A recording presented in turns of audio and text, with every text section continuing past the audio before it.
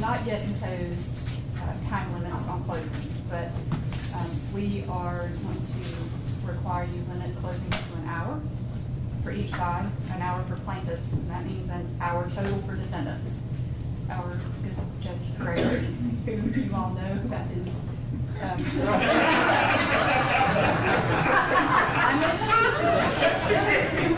has agreed to be our timekeeper, and if you will be given, if you are still arguing when it comes down to that 10 minutes, you will be given the 10-minute warning, a 5-minute warning, and a 1-minute warning. And I don't like interrupting people because I don't like being interrupted, but we're going to adhere to those time limits. So.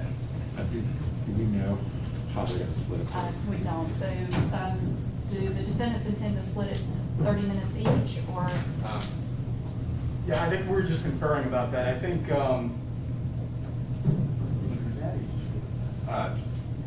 can we just say an hour total? Yeah. You can say an hour total. Yeah.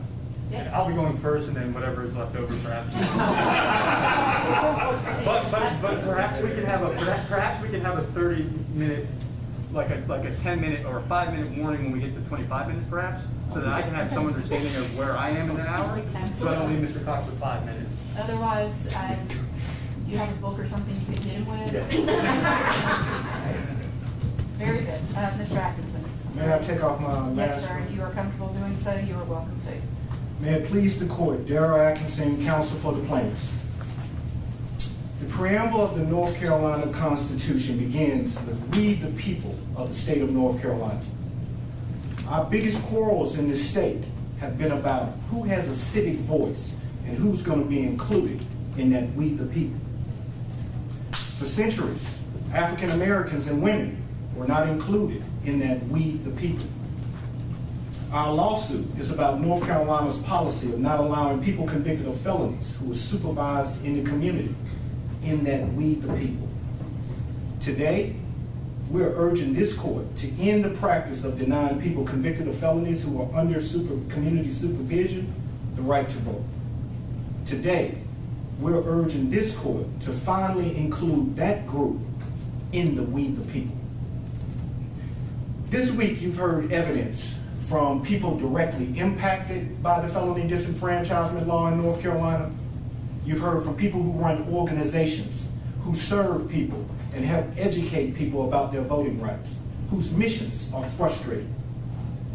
You heard from expert witnesses who detailed the racist history of the law, its current disproportionate racial impact, that thousands of citizens would vote in the absence of the law, and that there is no compelling or legitimate justification for the law. In sum, plaintiff's evidence conclusively proves 4 critical points that we believe compels this court to rule in plaintiff's favor in this case. Number 1, the history and intent of North Carolina's felon disenfranchisement regime is steeped in white supremacy, racial terror, and racial discrimination against black people. Number 2, the impact of the law today produces tremendous racial disparities at the statewide and county levels, which is exactly what the law was designed to do. Number 3, the law results in the disenfranchisement of thousands of North Carolina residents who would vote but for the law. Number 4, no evidence, not a single witness, not a single document has been offered into evidence to advance the proposition that this law currently serves any compelling or legitimate government interest.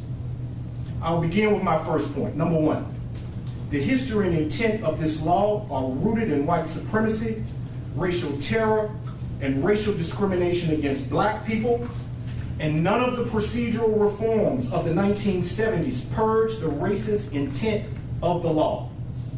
Expert witness Dr. Vernon Burton testified that felony disenfranchisement in North Carolina was designed in the 1870s for the express purpose of suppressing the African American vote. Racists in the post-Civil War era began a widespread and vicious campaign of whipping black men to disenfranchise them in anticipation of the 15th Amendment. In one North Carolina county, every black man was whipped in advance. so he could not vote. Building on the success of the whipping campaign, a racist North Carolina legislature, for the first time, extended disenfranchisement to people convicted of all felonies. Dr. Burton also testified that the 1877 statute, which was sponsored by a Confederate who led a lynch mob, was the first time that North Carolina disenfranchised people convicted of all felonies, even after they had been released from incarceration. Dr. Burton offered uncontested evidence that the racist North Carolina legislature did this with the express goal of disenfranchising black people. Now, you heard from the defendants that the statute extending disenfranchisement until after release from prison was first enacted in the 1840s. But it is an uncontested fact that during that time, the statute only applied to crimes called infamous crimes, the worst crimes like treason. The decision to apply the statute to people convicted of felonies came in 1877 as part of a racist assault on black voting rights. You also heard from defendants about a few minor changes to the scheme around 1900 and 1933 that made it easier to restore rights after a pardon.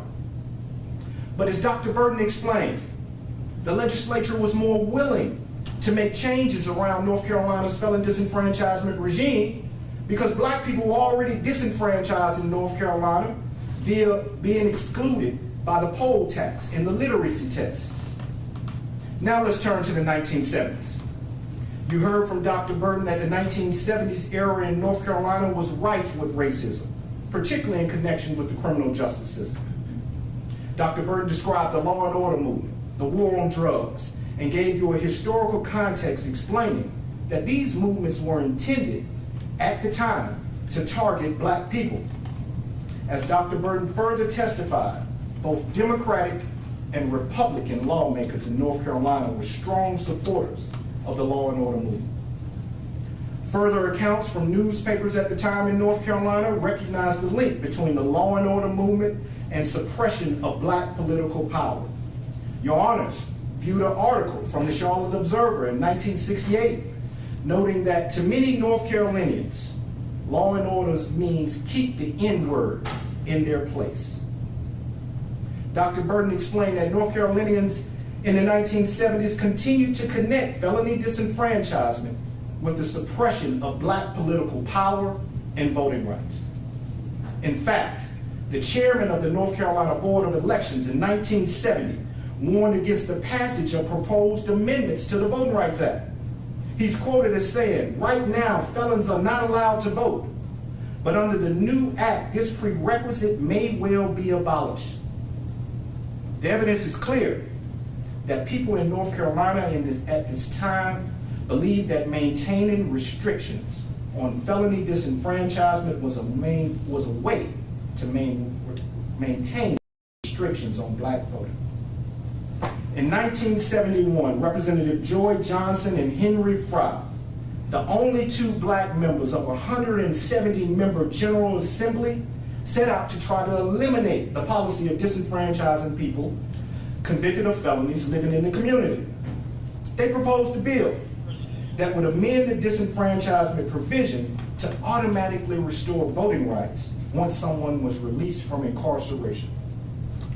Getting rid of felony disenfranchisement for people who had finished their prison sentence was a priority for the NAACP in the 1970s, and as you heard from Reverend T. Anthony Spearman, it still remains a priority for the NAACP 50 years later.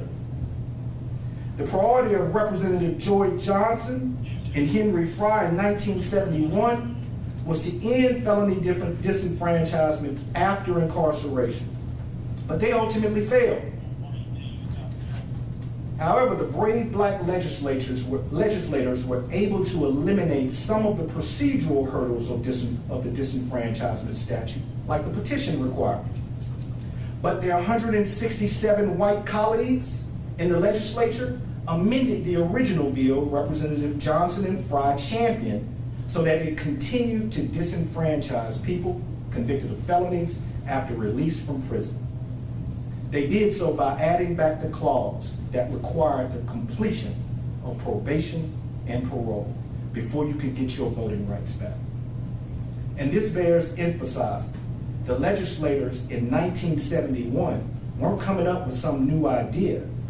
They were simply adding back in a provision from the existing law dating back to 1877. In 1973, Representatives Johnson, Fry were joined by Representative Mickey Mishaw.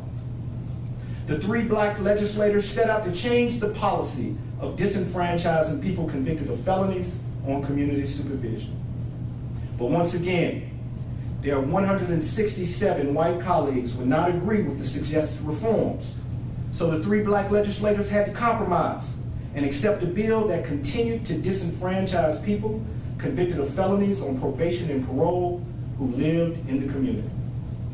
Senator Mishaw explained that everyone in the legislature knew about the racist origins and the racist effects of North Carolina's disenfranchisement scheme, but the legislature still wouldn't repeal the provision that required the completion of probation and parole before voting rights could be restored.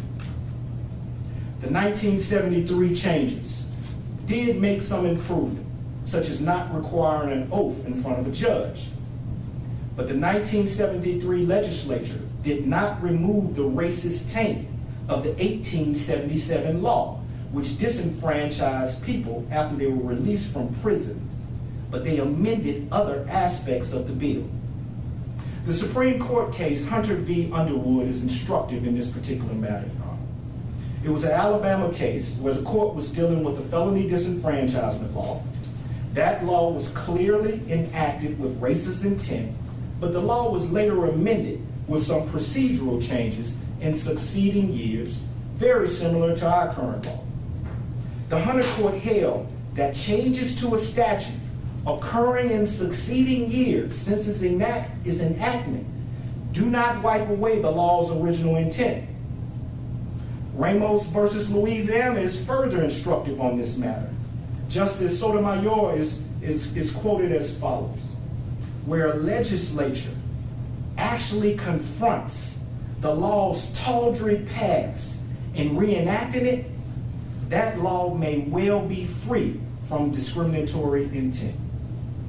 Here, in this instant case, the legislature did not come close to purging the law of its discriminatory intent with the procedural changes that it made to the law in the 1970s. They did not confront the tawdry past of North Carolina's disenfranchisement law. In fact, as Senator Mishaw explained in his affidavit in deposition, everyone in the legislature knew about the racist origins and the racist effects of North Carolina's disenfranchisement scheme, but the legislature still wouldn't repeal the provision of the law that prohibited people from voting after release from prison, which was there in the NAACP's primary aim. As a result, Your Honor, plaintiff's equal protection claim of intentional race discrimination must prevail because the North Carolina General Assembly failed to purge the racist taint from the original 1877 statute. Plaintiff's point number 2. The impact of the law today produces tremendous racial disparities at both the statewide and the county levels, which is exactly what the law was designed to do. Expert witness Frank Baumgartner introduced evidence that showed that 21% of the voting age population is black, but whereas 42% of the people disenfranchised are black. In comparison, whites make up 72% of the voting age population, but only 52% of those disenfranchised under the law. Black men make up 9% of the voting age population, but there are 36% of those who are disenfranchised, largely frustrating the aims of the 15th Amendment in the 1965 Voting Rights Act. Statewide, black voting age population is disenfranchised at a rate 2.76 times as high as the rate of white disenfranchisement. Dr. Baumgartner also offered glaring evidence of racial disparities at the county level. Among the 84 counties in North Carolina where there was sufficient data for comparison, He found the law disenfranchises black people at a higher rate than whites in every single county. Not a single county did Dr. Baumgartner find the white disenfranchisement rate higher than the black disenfranchisement rate. He also offered some notable examples for us to take a look at. In Wake County, the home of the state capital, the law disenfranchises black residents at a rate 6.2 times as high as the rate of white disenfranchisement. In nearby Orange County, the home of one of our flagship state universities, the law disenfranchises blacks at a rate of 7.82 times as high as the white rate. In Mecklenburg County, the financial capital of the state, the black disenfranchisement is 7.26 times as high as the white rate. In 19 counties, more than 2% of the entire black voting age population is disenfranchised due to probation or post-release supervision. In 4 counties, more than 3% of the black voting age population is disenfranchised. And in 1 county, 5% of the black voting age population is disenfranchised. In comparison, the county with the highest rate of white disenfranchisement is only 1.25%. It is patently clear that the effect of this law today is to disproportionately disenfranchise black people, consistent with its original intent. Racialized disenfranchisement rates of this magnitude at the statewide and county level violates the fundamental right of African Americans to substantial equal voting power. The North Carolina Supreme Court has held that North Carolina's Equal Protection Clause protects the fundamental right of each North Carolinian to substantial equal voting power. Strict scrutiny applies whenever a classification interferes with the exercise of a fundamental right or disproportionately disadvantages a suspect class. Here, in the case at bar, North Carolina disenfranchises thousands of black people across the state. 23 counties, almost a quarter of our state, disenfranchises 2% of the black voting age population, thereby divesting these black communities of substantial equal voting power. Strict scrutiny must apply, as both a suspect class, African American people, are denied a fundamental right of substantial equal voting power guaranteed by Article 1, Section 19 of the North Carolina Constitution. The burden now shifts to the defendants to offer a compelling state interest to justify the state's action. And you know what? They have no good reason to justify this law. Plaintiff's point number 3. The law disenfranchises thousands of North Carolinians who would otherwise vote, easily large enough to affect the outcomes of many elections at both the statewide and local levels. Dr. Baumgartner testified that more than 56,000 North Carolinians are disenfranchised due to probation or post-release supervision from a felony conviction. Expert witness Dr. Tracy Birch offered evidence that people with felony convictions under probation or post-release supervision would vote in significant numbers if they were not disenfranchised because of this law. Dr. Birch found that 38.5% of people currently under probation and post-release supervision had registered to vote in the past, and 20.1% of these people would vote in upcoming elections. Dr. Birch offered additional evidence that many subgroups, including older voters, black voters, women voters, may vote at rates even higher than 30%. These data are significant, particularly in a state like North Carolina, where elections are decided by razor-thin margins.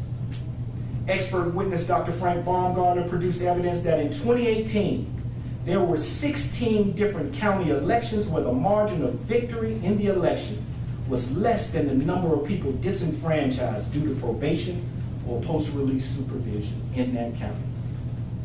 The same is true of statewide elections. The 2016 governor's race was decided by just 10,000 votes, far less than the 56,000 plus people disenfranchised under this law. The 2020 North Carolina Chief Justice race was decided by a mere 401 votes. With such competitive races, it's obvious that the disenfranchisement of thousands of North Carolinians is likely influencing electoral outcomes. In the instant case, 56,000 people are disenfranchised due to a felony probation or parole, due to felony probation or parole post-release supervision. 20% of the currently disenfranchised population would vote in upcoming elections, but for the fact that they are disenfranchised. And in North Carolina, many elections at the county and statewide levels, as I said, are decided by razor-thin margins. These unrebutted facts lead to the inescapable conclusion that elections in North Carolina are not being conducted freely and fairly to ascertain the will of the people. And this is a violation of the Free Elections Clause. North Carolina's Constitution commands that all elections shall be free, a provision that has no counterpart at all in the federal Constitution.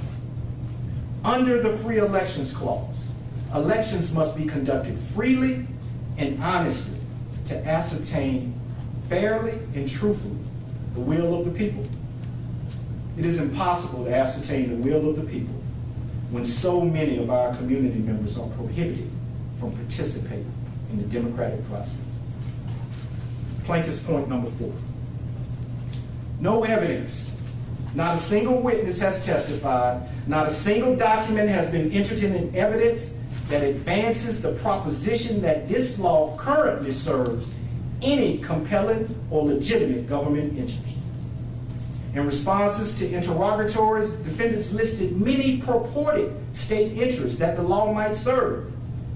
State board defendants, through their representative Karen Brinson Bell, confirmed at her deposition that the state board didn't assert any of the purported state interests that were identified in the interrogatory responses to justify enforcing the challenged law today. However, legislative defendants have remained committed to the purported interests they listed in their interrogatories, but have not offered one scintilla of evidence to support any of their purported government interests. Whereas plaintiff's expert Tracy Birch offered persuasive evidence that the scholarly research highlights several problems with the legislative defendants' government interests of withholding the restoration of voting rights from felons who have not completed their entire sentence. Dr. Birch's testimony highlighted several problems that arise from disenfranchisement regimes that predicate the restoration of voting rights on the satisfaction of all of the imposed conditions and obligations, especially those involving financial obligations, such as the payment of court costs, restitution, and fees. She further testified that the legal financial obligations imposed by courts and correction systems burden heavily on poor people. Dr. Birch found these obligations are particularly injurious given the fact that debtors are often indigent even before their convictions and are made more so indigent by the stain of a new criminal record. She cited a study to buttress her point and offered evidence that only about half of released North Carolina prisoners are employed a year after their release. Dr. Birch further testified that the legislative defendants' purported government interests of regulating and promoting the voter registration and electoral participation of former felons was not supported by the scholarly research. Dr. Birch provided evidence that the law may even decrease turnout among important subgroups.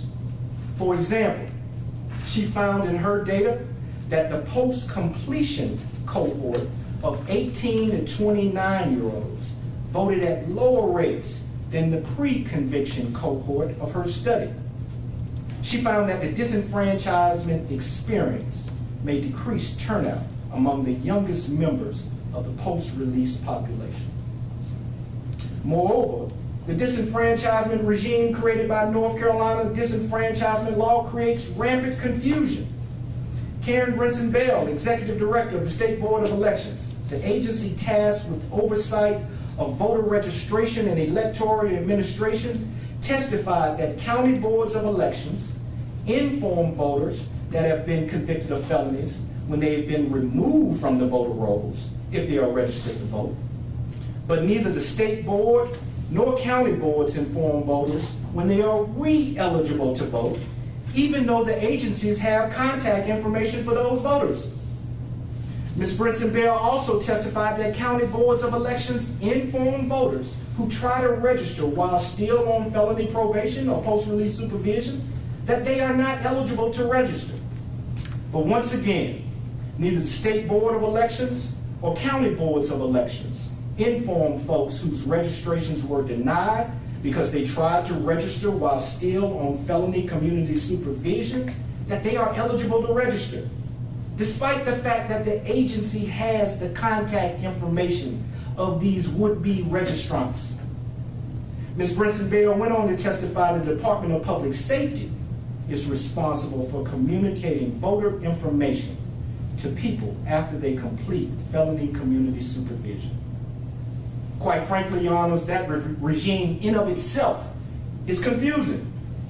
It's like the Employment Security Commission, what used to be known as the Unemployment Office, contacting you and letting you know that it's time to get your driver's license and your tags renewed, which is a traditional DMV function. Ms. Bell testified that the state board is just following the law, but it's confusing nonetheless. Another example of confusion, Your Honors, was during this trial. Your Honors took a brief recess and came back and asked Executive Director Brinson Bell and her lawyer for clarity on the meaning of the term active felon in the state board documents, because the term active felon and active term of incarceration have very different meanings in the administrative agency context as opposed to the judicial context. Imagine if we were regular people without access to the leader of the Board of Elections or a smart government lawyer.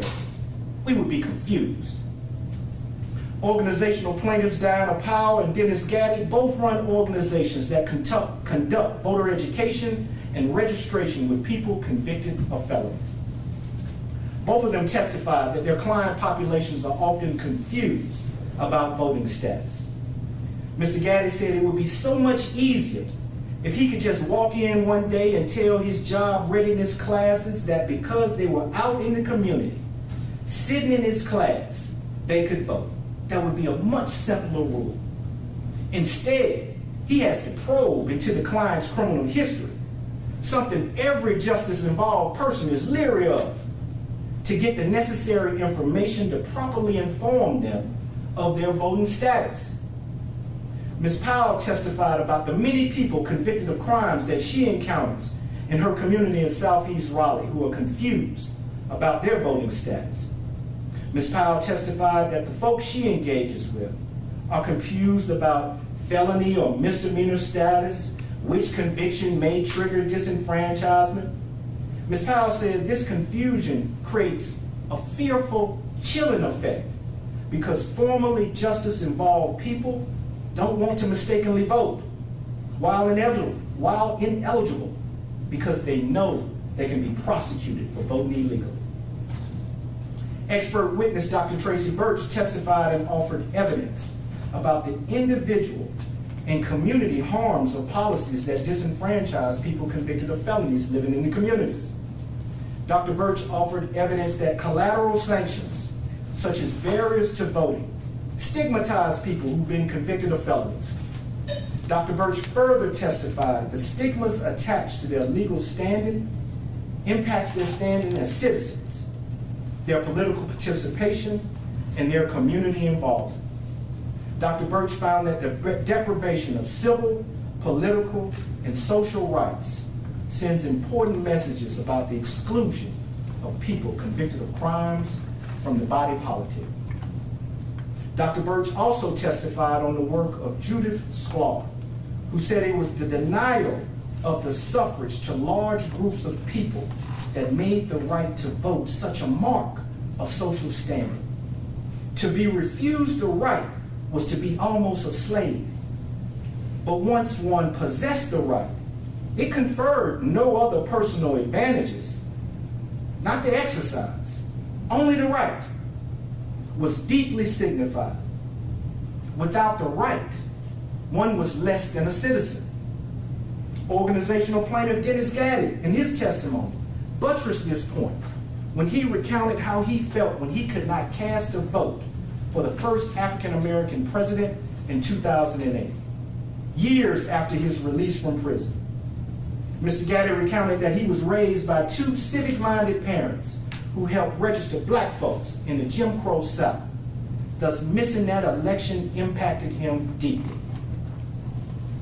In the case at bar, the challenge law impacts a suspect class, African Americans, and a fundamental right, the right to vote and the right to substantial equal voting power. Thus, strict scrutiny is triggered. The burden now shifts to the government to offer a compelling reason for the state restraint, and neither the state board defendants nor the legislative defendants have met that burden. Thus, the challenge law cannot be upheld. Now, during this week, we've heard some arguments from the defendants, and they fit into roughly 3 buckets, and I want to address them now. The first, the felon disenfranchisement scheme that we have now, and these are defendants' arguments, is so much better than what it used to be, because folks don't have to file petitions or take oaths or go in front of a judge. And that all may be true, but it is of no moment. And those challenges are irrelevant, because plaintiffs are not challenging those particular provisions of the law, of any law. Plaintiffs sued over the policy of disenfranchising people on probation or post-release supervision following a felony conviction. The fact that the legislature has eliminated some parts of the original racist law from 1877 doesn't give them a free pass on keeping the other ones. And I want to emphasize that no one has offered any explanation in 1971 for adding that language, probation, back into the bill after the black legislatures tried to keep it out. And as this court has recognized in its summary judgment opinion, while defendants predominantly urge us to consider only the history of NCGS 13-1 from the 1971 and the 1973's legislative session, this does not accurately reflect the legislative origination and evolution of North Carolina's rights restoration statute, which we find necessary to rule on the plaintiff's case. Those are the court's words. And that's just as true with respect to disenfranchisement of people after they are released from prison as it is with respect to fees and fines. Moreover, under defendants' logic, strict constitutional scrutiny can be avoided if the government makes the law a little bit less racist. Can you imagine the Supreme Court in Harper v. Virginia upholding a poll tax because the Virginia legislature decided to drop the poll tax from $1.50 to 75 cents? No, you could not imagine that, because such a change could not stand constitutional scrutiny. Or could you imagine the court in Gwynn versus United States upholding the grandfather clause because the government reduced the number of questions on the literacy test from 10 to 5? No, you could not imagine that, because it could not stand constitutional scrutiny. The second argument offered by the defendants, particularly the legislative defendants, is that no facially neutral law could ever be racially disproportionate because it applies equally to everyone. It applies equally to black people with felony convictions and white people with felony convictions. That's like saying a law that only applies to people who are pregnant is gender neutral, because it applies equally to men who are pregnant and women who are pregnant. It just fundamentally misunderstands the basic concept of disparate impact. And I want to remind your honors, this is the same argument propounded by Dr. Callanan, legislative defendants expert, who this court in a summary judgment order did not credit any weight to the evidentiary claims made in this report. Plaintiff's counsel now urges the court to do the exact same thing, but rather than giving Dr. Callinan's report an evidentiary finding no weight, we beg this court to give no weight to legislative defendants' legal argument because it's based on the same tortured logic as Dr. Callinan's analysis. The third argument you heard from the defendants is that the North Carolina Constitution disenfranchises people with felony convictions. But that's another argument you already rejected in your summary judgment decision. The Constitution requires the legislature to implement that provision by enacting a law for the restoration of rights. And the law restoring rights cannot itself violate other provisions of the North Carolina Constitution. It's obvious that the state could enact a restoration law that restored rights only for white people convicted of felonies. That would violate the North Carolina Constitution. And they also can't do it more subtly by enacting a law that is facially race neutral, but was intended to discriminate against black people and has that effect today. I'd also like you all to take notice to what you did not hear this week. You did not hear any evidence of any non-racist explanation for maintaining the disenfranchisement of people who've been released from prison. Instead, you heard the defendants try to deflect. You heard them argue that there were good reasons for eliminating the petition requirement, or eliminating the oath requirement, or eliminating the witness requirement. You did not hear anyone deny the statistics that this law disproportionately disenfranchises black people by wide margins today. You did not hear anyone deny. In many recent elections, the number of disenfranchised people was larger than the margin of victory. And most tellingly, you did not hear anyone offer a valid justification for disenfranchising people living in the community. Now I want to talk a little bit about our prayer for relief, y'all.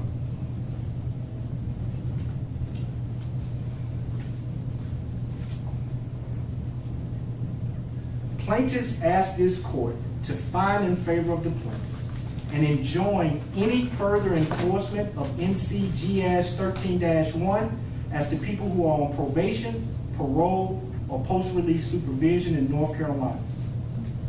Second, plaintiffs ask you to declare that NCGS 13-1's disenfranchisement of individuals while on probation, parole, or post-release supervision is facially unconstitutional and invalid under North Carolina's Free Election Clause, Equal Protection Clause, ban on property qualifications. And we further ask this court to require defendants to notify and inform all people with past convictions who have already been released from incarceration or who were released from incarceration or who will be released from incarceration in the future that their right to vote was restored after release from incarceration and that they may lawfully register to vote in North Carolina. When plaintiff's counsel reflects on this case, this week, we reflect on the people. We reflect on the Dennis Gaddis, the Diana Powers, the Timothy Locklears, the Shakita Normans, because that's what this case is really about, those people. Take Miss Norman, for example, a single mother with 5 kids who worked her way up at her place of employment, paying taxes, doing all the right things. But she's stuck on special probation because the pandemic won't allow her to complete all the terms of her probation.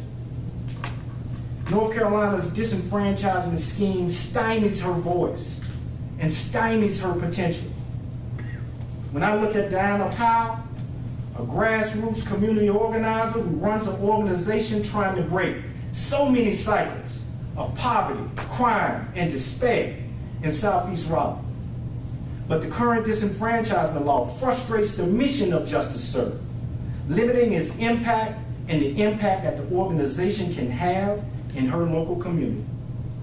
When plaintiff's counsel thinks of this case, We see Dennis Gay, a grandfather, a church elder, a civil rights advocate. So much more than his contact with the criminal justice system. When I look at all of them, I see the people. People who might have had to overcome a few self-imposed obstacles, but America is supposed to be the land of second chances, where folks can come and get a clean slate on life. These are the people that I hope you remember.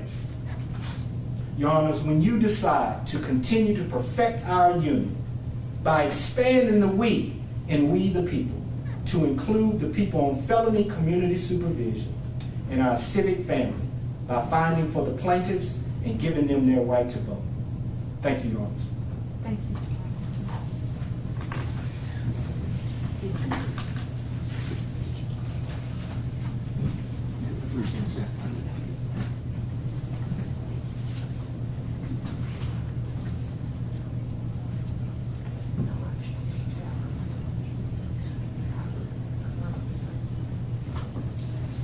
Mr. Rodriguez, whenever you're ready.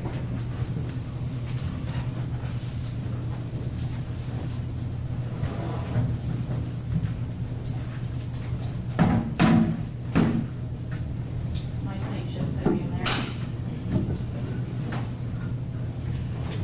If Your Honors will permit, may I remove my mask, and if the closest to me are okay with that? Yes, sir.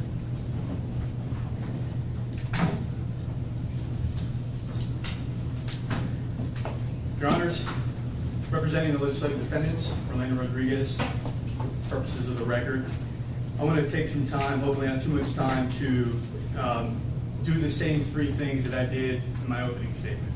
The first of them is to refocus this discussion here today on the narrow legal claims. And when I do that, I'm doing that with the utmost respect to the very important and serious issues that have been addressed and discussed in this litigation, but which are just not the subject of this litigation. Secondly, I'd like to conduct an overview of the remaining claims in this litigation and discuss the evidence that was presented that's relevant to those claims and this court's decision about those claims. Lastly, I want to close with just addressing the remedy issue. The same process as I did at the outset. The first piece is I want to refocus on the legal claims at issue and the subject matter that this case is about. When I say this case is about, I mean that in the strictest of legal senses. And I do not mean that to be flip or to be dismissive of the underlying issues that permeate our society, the criminal justice system, and have been discussed at length throughout this trial. But it is my obligation to the profession of practicing law and representing clients and defending clients in civil litigation to focus the court's attention on the legal claims and the relevant evidence to those legal claims. This case is not about felony disenfranchisement writ large.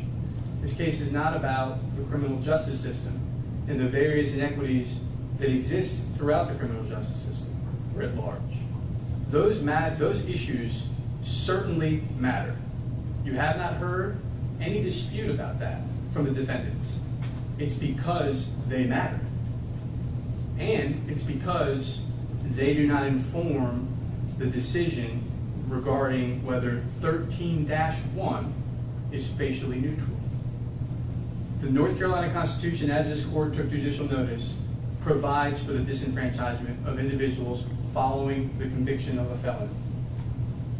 The conviction of a felony is the first step toward an individual, or causes them to lose their rights as a threshold matter. And then it's the first step toward that individual ultimately ending up on what I have referred to as community supervision. But to be clear, what I mean is felony probation, post-release supervision, and the handful of individuals that remain subject to North Carolina's old parole laws. Those individuals have all been convicted of felonies. And because of operation of the Constitution, which has not been challenged in this lawsuit and which I am not here defending, the public policy behind that practice. That is something that is a policy decision that was made by the legislature when they enacted that provision, something that is wrought with history that you've heard about today. But the fact of felony disenfranchisement following the conviction of a felony is something that cannot be contended with because it is a fact that exists in the law. The only law that's been challenged is the manner by which the rights are restored. That's the law that's being challenged. The plaintiffs have attacked that law and that law alone on paper, but throughout this trial, the entire criminal justice system, the entire felony disenfranchisement as a policy, all of those matters have been discussed, but none of those matters impact whether 13-1 in and of itself is facially constitutional. And so I want to just address that and bring that to the forefront. This is not a challenge of the disenfranchisement provision writ large. It's not a challenge of the other statutes that factor into whether someone ends up on felony probation or how long they end up on felony probation or for what crimes they end up on felony probation or post-release supervision for that matter. Those things happen outside the context of 13-1. 13-1 doesn't speak to any of those matters. 13-1 speaks to a single thing, and that is it effectuates the manner prescribed by law that the legislature decided in its policy purview as the point in which individuals should have that right restored to them. The constitutional provision that disenfranchises is not, we don't interpret it, does not require that there be a restoration of that right. In fact, the restoration of that right predated a constitutional provision that stripped that right. There is an allowance in that provision that says unless and until prescribed in the manner by law. The legislature has decided that this shall be the manner as described by law. And we can have policy disputes about the soundness of making that determination. And we can have disagreements about whether it should be located in one place or another place. But those disagreements are not legal constitutional disagreements, those are policy disagreements. And so I want to make sure that we're focusing on the legal disagreement that is here, and that is whether 13-1 violates North Carolina's Equal Protection Clause and the Free Elections Clause. Now, the plaintiff's claims, as I understand them, remaining in this litigation are three. First equal protection claim is that 13-1, the restoration law, prevents those that are on probation for felonies, parole, the few that remain, or post-release supervision from voting in violation of the equal protection claim. The second claim is that 13-1, the restoration law, contains an impermissible intent and effect of discriminating against black voters in violation of the equal protection clause. The last claim is the free elections claim, and that's simply that the 13-1 violates the free elections provision. I'm going to talk about each of those in turn, and I'll be very brief with this. The discussion about the legal aspects, as the record is clear on that, and Your Honors are familiar with the law. I want to note, first and foremost, that on a facial challenge, as Your Honors are aware, there is a very high bar. To succeed on a facial challenge, the plaintiff must demonstrate that there are no set of circumstances under which the challenged law can be valid. Strict scrutiny only applies in the instance where the challenged government action, in this case statute, creates a suspect or creates a distinction among a suspect class, or where the government action affects a fundamental right to vote. There is case law that is on point on this, that has been briefed, that the right to vote of an individual that has been convicted of a felony and is still serving their sentence, whether they be in prison serving that sentence or outside of prison completing the terms of that sentence and things associated with that sentence, not necessarily the active sentence of incarceration, but the post-release supervision aspect of the sentence and or the probation aspect of that sentence. The laws, there is case law that indicates that that right to vote for those individuals is not a fundamental right. So strict scrutiny doesn't apply via that avenue. The second avenue is also foreclosed to strict scrutiny. 13-1 creates a single distinction. You've either been discharged, and therefore rights are restored, or you have not been discharged, and your rights have not been restored. You can break it down a little further and say you've completed all aspects of your sentence, which may or may not include active incarceration for individuals that receive felony probation and never see the inside of a prison, a state penitentiary or a state prison system. When you complete that term of probation, you're discharged, your rights are restored. If you have not been discharged, and your rights have not yet been restored. That's the distinction. Now that distinction doesn't create, there's no distinction there among a suspect class. So strict scrutiny doesn't apply. And rational basis review would apply. And as to the rational basis review, there are several interests that are served by the restoration law that is presently on the books. And as the restoration law was enacted in 1973, the present version of the restoration law reestablishes the eligibility for an individual to vote. The North Carolina Constitution takes that eligibility away.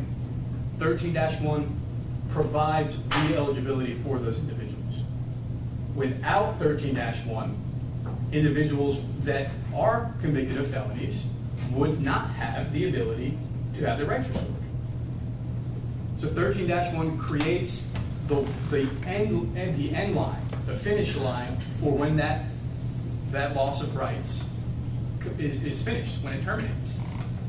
A second interest served by the law as it exists now and as it was enacted is that it ties the restoration to something that makes sense, at least from the perspective of those that wanted to implement some sort of felony disenfranchisement regime to begin with. And that is, it ties the restoration to the completion of the sentence. The logic, I assume, is if you lose the right because of the felony conviction and you are punished by the state through the sentence that you were provided as a result of that felony conviction, at the conclusion of that punishment, at the conclusion of the sentence, your right should be restored. That's what this law does. When this law was enacted, it replaced a previous set of statutes, particularly the ones that were in existence prior to 1971, that had many hurdles. So by replacing the older restoration law with the present restoration law that has but one hurdle, completing your sentence, it removed the various obstacles that were in place in the past. One of those was discretion. There is no discretion within the application of 13-1. Now, it is very clear, as your honors very well know as Superior Court judges, that there are various areas where the Superior Court judge can exercise discretion that will impact whether and how long an individual may be subject to community supervision, whether it's felony probation, parole, or post-release supervision. But those statutes are not being challenged here. Therefore, I am not defending those statutes or the discretion that those statutes provide your honors. I'm simply referring to the interest served by 13-1 and to compare to really understand the interest served by 13-1, it is necessary to compare it to what it replaced.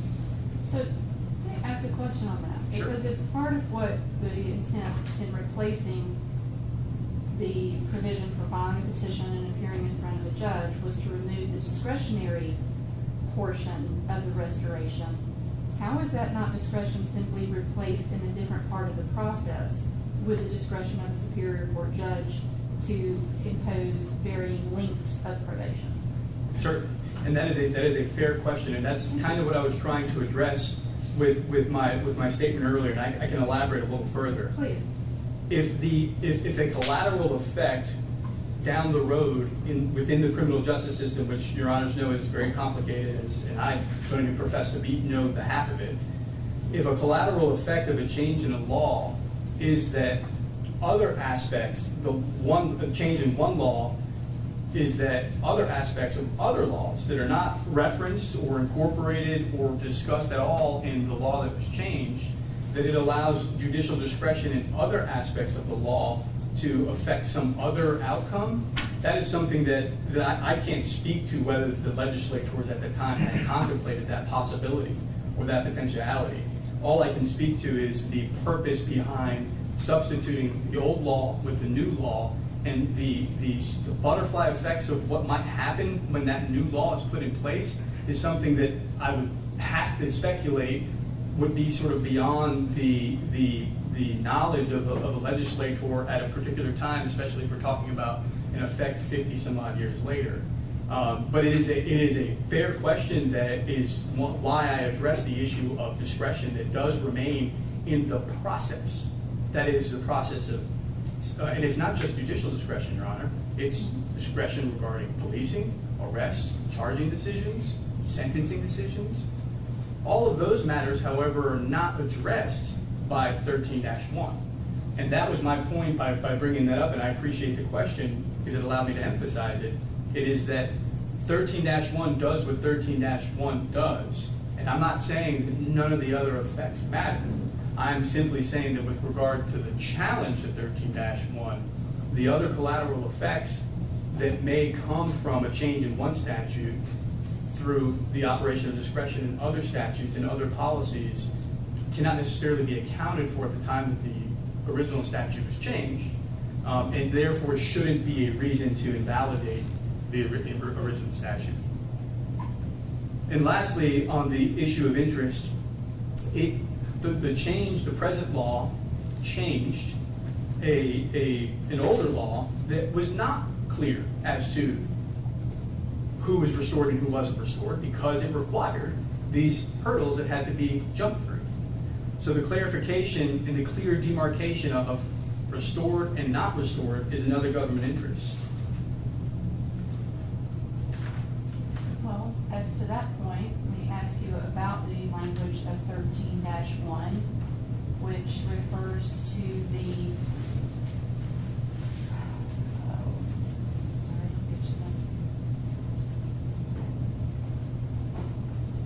refers to the unconditional discharge of an inmate, of a probationer, or of a parolee, the agency of the state having jurisdiction of that person or of a defendant under a suspended sentence by the court. And the intent was to make more clear and less confusing. I believe the testimony of Ms. Brewer was that unconditional discharge only refers to inmates, but the way that this is worded suggests it also applies to probationers for whom there is no unconditional discharge. Also refers to defendants under suspended sentences when they may or may not be supervised by an agency that has jurisdiction because they may be on unsupervised probation. So was that goal actually accomplished with the wording of the statute? Well, those are great questions, and I will not pretend to have every single answer to whether, when these revisions were made, exactly those scenarios were contemplated. What I can say is that my reading of the statute, subsection 1 there in particular, was an attempt to account for the various ways that people complete their sentences.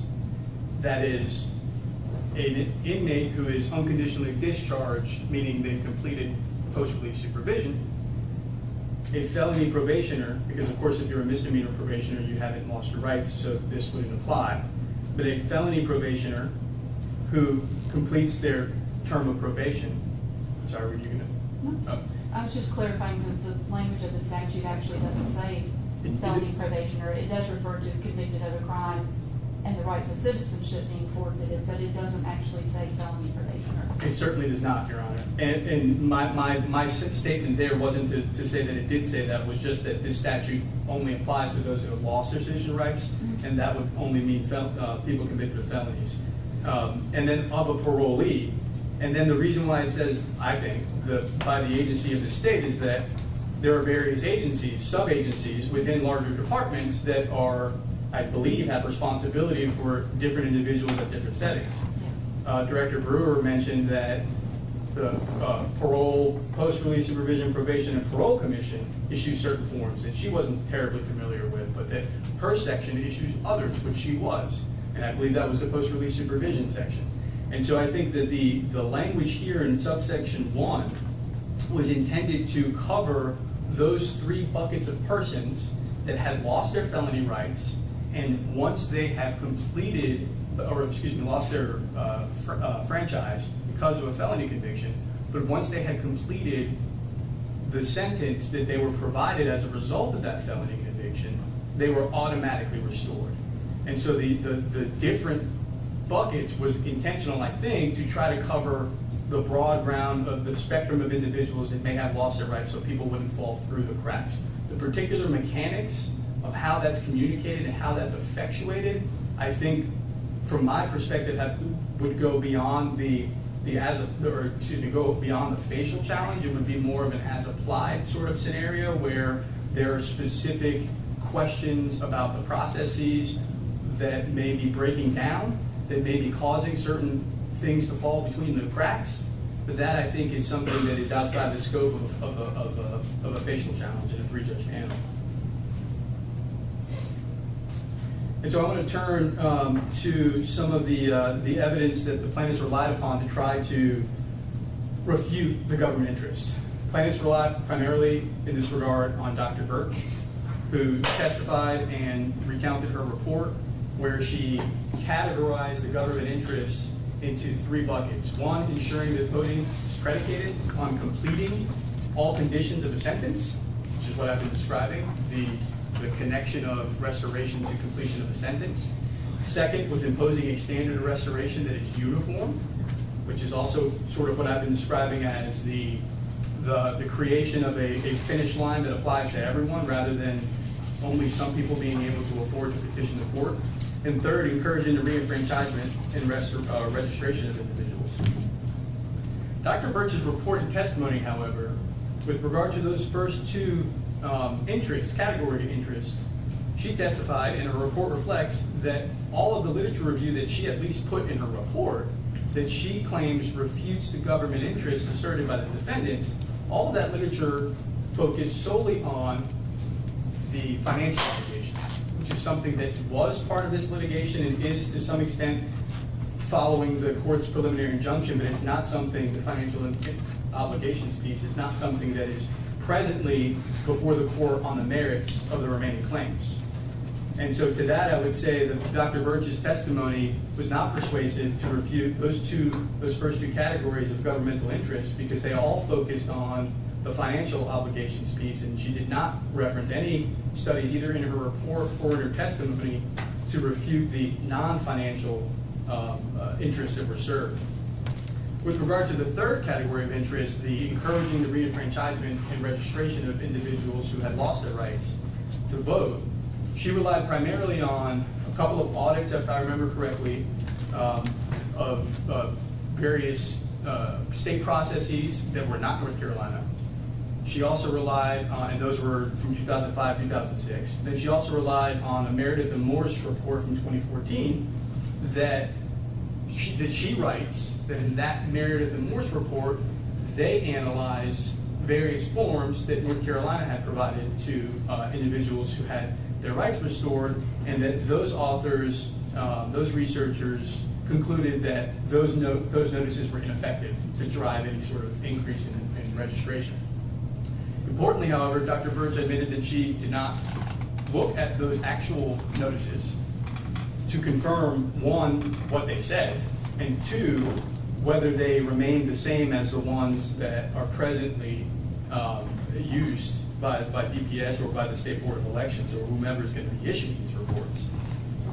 Also, I think what was interesting is that Dr. Birch further admitted that she didn't do any comparison either internally or externally about the nature of either the restoration law to begin with or the process by which individuals are informed. She didn't compare the restoration law to the old law. I think, if I remember correctly, that she didn't actually read the present statute or the older versions. She didn't compare the notices or other documents associated with notifying an individual that their rights were restored. She didn't compare that to similar documents from other states. Yet she opined that North Carolina's process for informing individuals was ineffective and therefore doesn't serve a government interest. We believe that evidence is, that testimony in that regard is not compelling evidence to refute the governmental interest that was asserted that the restoration law, as it exists now, as it existed when it was enacted in 1973, serves the interest of encouraging individuals to register and re-enfranchise. You heard from Director Brewer that an individual that is discharged from post-release supervision receives a packet of information solely dedicated to this issue of restoration of rights. Setting aside the lack of clarity that may be present in some of those documents, which we're all, well, on this side, all government lawyers, very well familiar with some government documents not being a model of clarity. Setting that aside, you heard testimony that these individuals are informed of that they lost their rights, and they're informed unequivocally that they've had their rights restored, and they're given a registration form. So we certainly believe that that evidence demonstrates that there is a governmental interest, not only in the law as it's on the books, but in the process that is undertaken to further that interest.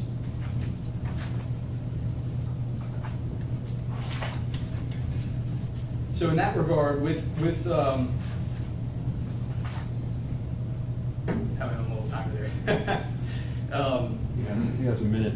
What I did was, every time when you asked a question, to be fair to the defense, I stopped it and then restarted it when he started his answer. But I'm going to say he has about 1 minute and 36 seconds before I give him 5 minutes.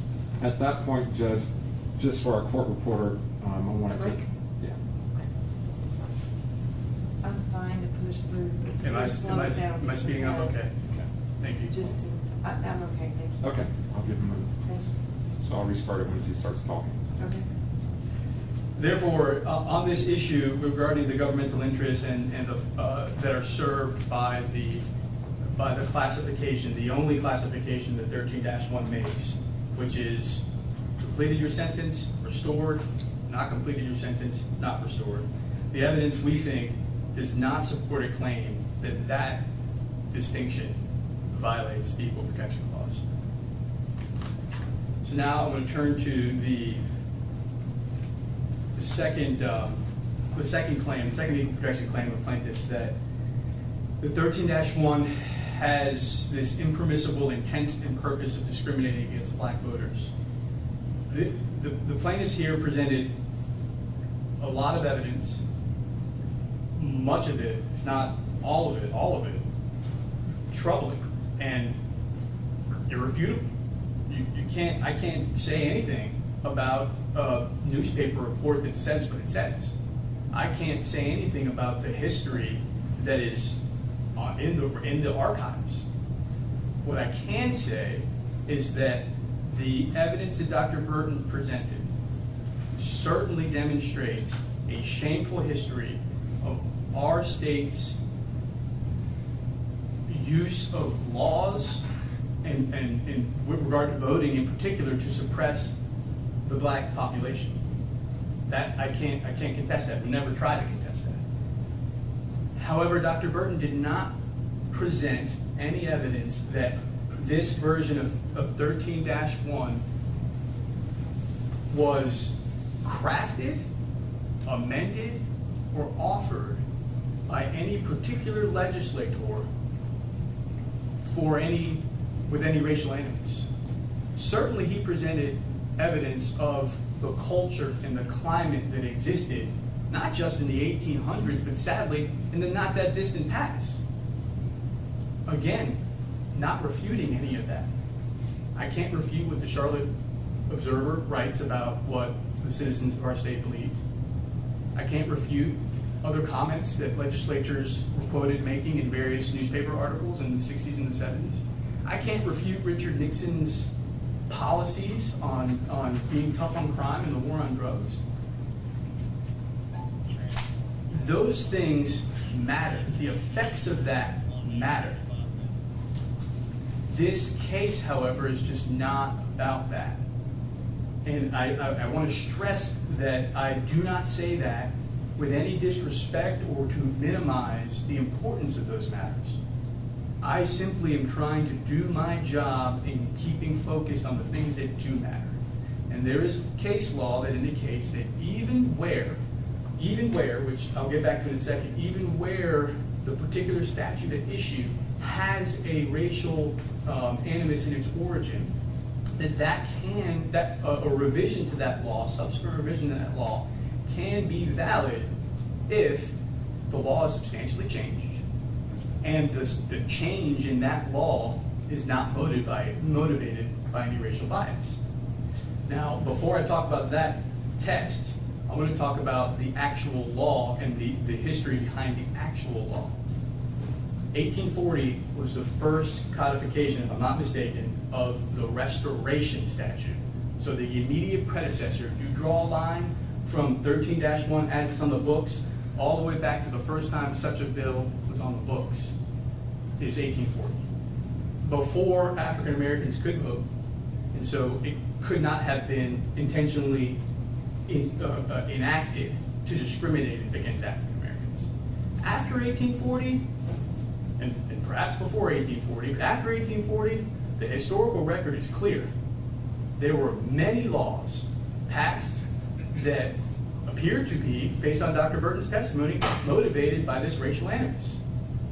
But no revision to the 1840 statute running through, this is all in evidence, each revision from 1877 to 97 to 1905 to 1933 to the 1973 revisions, no revisions of those statutes contain any indication, nor did Dr. Burton testify to any legislative history from any of those revisions, contain any indication that the changes were made with any racial animus.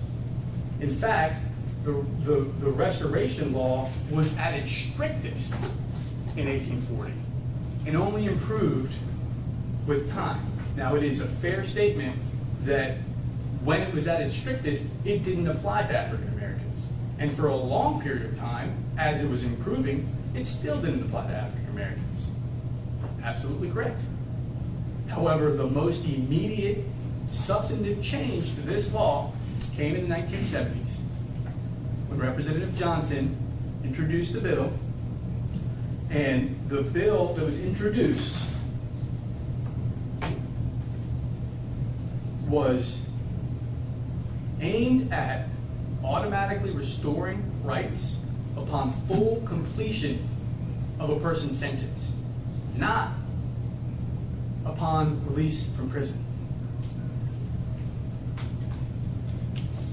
The bill as introduced by Representative Johnson does not contain a phrase, upon release from prison, does not contain a phrase, upon re-entering society. Dr. Burton was asked on cross-examination whether during his research he uncovered any such drafts of bills, and he testified he did not. Plaintiff's theory of this case regarding the intentional discrimination piece appears to me to rest on this notion that Representative Johnson's intent when he introduced the bill in 1971 was thwarted at every turn throughout the process, and then again in 1973, and therefore whatever changes were made to that statute don't matter because they prevented the application of the application of Johnson's bill as proposed. Johnson's bill as proposed said upon completion of the sentence. Language was subsequently included with the clause, comma, including probation and parole. But if it was not Representative Johnson's intent that that be the active portion of the sentence, why would it have been necessary for the amended language to be put in?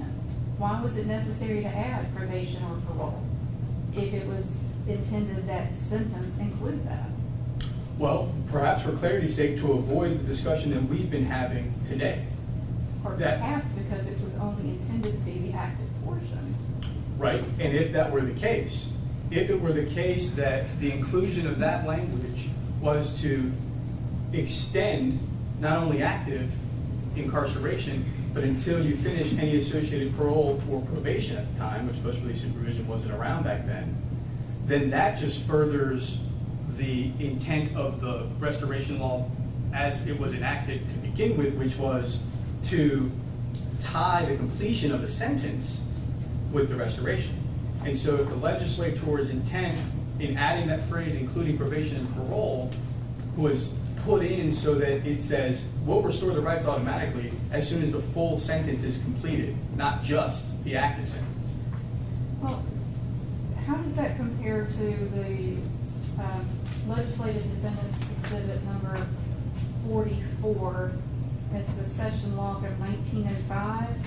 The language that specifies, provided that in all cases where the court suspended judgment, it shall not be necessary to allege or prove that a pardon, which applies to pardoning a person who's been incarcerated, has been granted by the governor, and in such cases the petition may be made and the forfeited rights of citizenship restored at any time after conviction.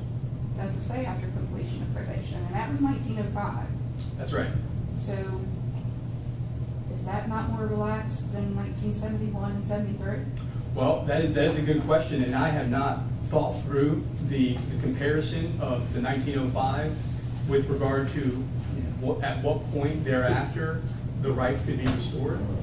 My focus has been on the overall arc of the restoration law changing from 1840 through to the present time, or the more present time, the 70s, and particularly the juxtaposition between the law as it existed right before the 71 revision and not necessarily the ones before. So I apologize, I cannot address that specific issue and what was maybe intended by those legislators.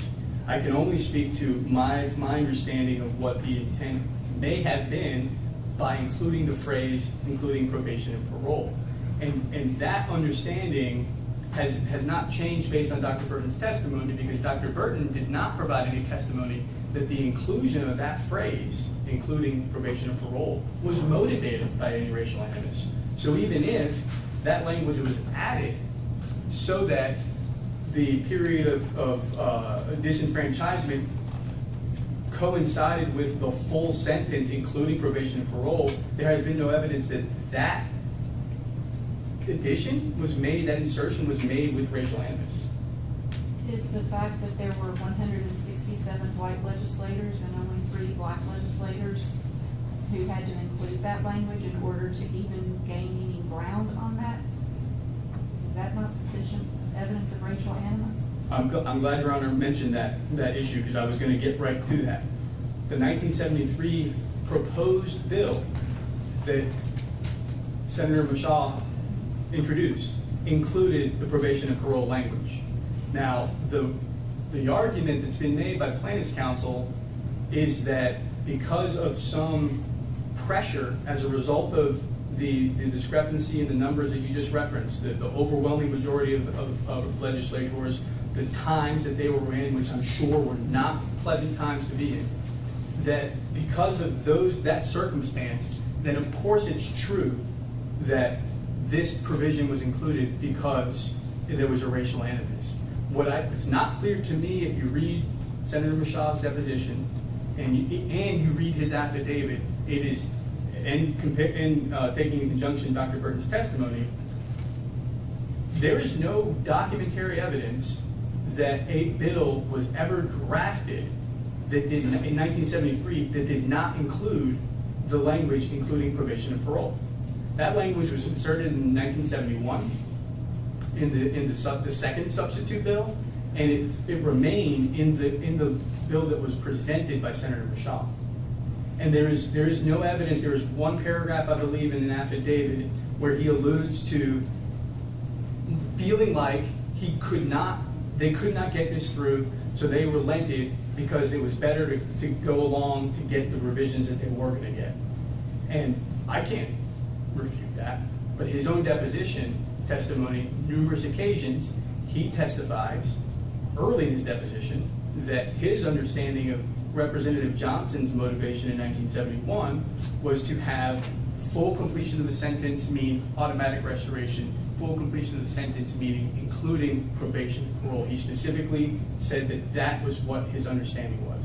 And there has been no actual evidence, no direct evidence, that by leaving that language in was motivated by racial animus.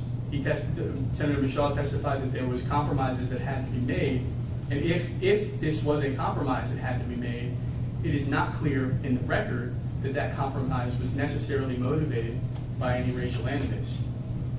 And on that piece, regarding the leaving in of the language, the plaintiff's theory appears to also be that a legislature can violate the Constitution by not removing certain language or not enacting a bill that reads differently than the one that they did enact.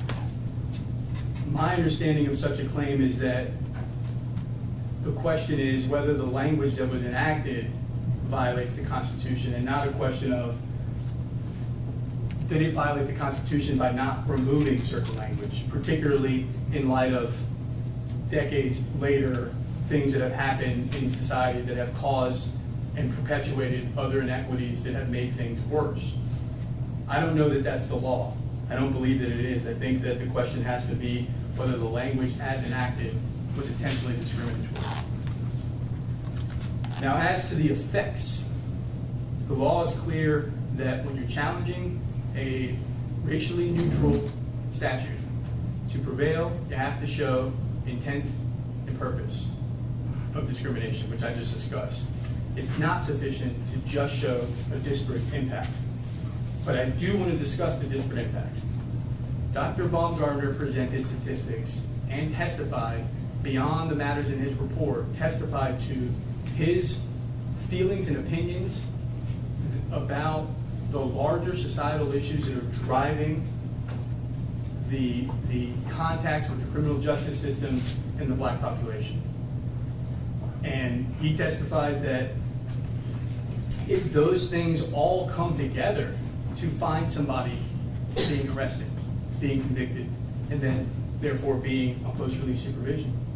Dr. Baumgartner's statistics about the number of people that are on post-release supervision because they've committed a felony and therefore are disenfranchised until they finish that sentence, those statistics are reflections of the rate of convictions, the rate of contacts that individuals have with law enforcement communities, the way the criminal justice system works. Dr. Baumgartner's report does not provide any actual measurement of the effect of 13-1. He did not provide any numbers about how many people are restored to their rights by 13-1. He did not provide any evidence about the racial composition of the people restored by 13-1. The statistics that Dr. Baumgartner put up and the matters that he discussed are troubling. They reflect disparities in our criminal justice system in many ways, but they do not speak to the operation of 13-1. 13-1 just creates a finish line for when your loss of citizenship rights end. 13-1 doesn't disenfranchise anyone. 13-1 doesn't operate on sentencing or policing or any of the other matters that Dr. Baumgartner testified are wrapped up in this ball.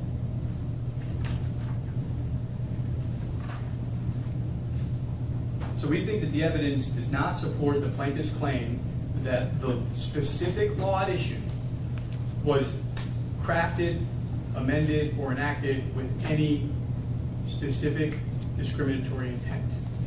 It is not to discount the times in the 70s, in the terrible times that I'm sure Senator Michaud and Justice Frye and Representative Johnson faced. It is not to discount the history. It is only to say that with regard to the narrow focus of this specific statute, the historical record does not demonstrate intentional discrimination. And the statistics of the effects that Dr. Baumgartner testified to are likewise troubling, but they do not reflect the effect of 13-1. The statute has to create a disparate impact. This statute doesn't create anything. It restores rights. It doesn't take away rights. So we think the plaintiff's equal protection claim should fail because the evidence does not support it. So I want to turn to the free elections clause briefly. The plaintiff's claim here is fundamentally flawed in that they seek to have this court interpret the free elections clause to provide the right to vote to individuals that the very same Constitution does not qualify to vote. Under plaintiff's theory, people under 18, non-residents, or non-citizens, and people that haven't been residents long enough, they should be able to vote because denying them the vote also violates the free elections clause. Setting aside whatever your policy decisions are on that, not taking any positions on the validity of why shouldn't a 16-year-old vote? I don't know. That's not for me to decide. The Constitution sets out a list of qualifications. One of them is, or disqualifications, one of them is being convicted of a felony. If you're convicted of a felony, you're not a qualified voter until you're restored. The law that determines when you get restored affects who becomes a qualified voter. It doesn't affect the qualified voter's ability to choose their representatives, which is what the free elections clause was designed to protect. So this claim is just fundamentally flawed and fails for that reason. Lastly, I want to turn to the remedy problem. Right, and Mr. Roder, you're at about 40 minutes into defendant's hour. It's actually 40 minutes and 51 seconds. So left. just, I don't know how. I'm going to wrap up right now. I just want to focus on the remedy problem. In order for plaintiffs to receive the remedy that was just recited to this court, the court would have to rewrite the statute. It would have to rewrite the statute. The statute cannot be read in any way to immediately give rights back to individuals who either never go to prison or as soon as they walk out of prison. The only way you get there is by blue penciling the statute. You can only do that if you first find the statute invalid, which for the reasons I've discussed, we don't believe you should. But you can only do that if the statute is severable. The test for severability is whether, absent the offending language, the legislature would have enacted the law. The offending language, I'm not quite sure what it is. It appears to be probation, parole, and post-release supervision, based on the request for relief that was just articulated. That language is the operative language in the statute. It is the conclusion of those phases of your sentence that restore your rights back. There is no reading in my mind of 13-1 that can accomplish what the plaintiffs would like to accomplish. Striking unconditional, striking discharge, striking probation, post-release supervision, parole, doesn't get them there. In fact, it may make things worse. It may leave individuals without an opportunity to have their rights restored. The only way they get what they want is through a rewrite of the statute. This statute is not severable. If the court finds that it's facially unconstitutional, it only has one option, and that is to strike the statute, which of course would have an effect that nobody in this courtroom wants. Thank you for your time. Thank you, Mr. Roder. Carl? Oh, I'm sorry.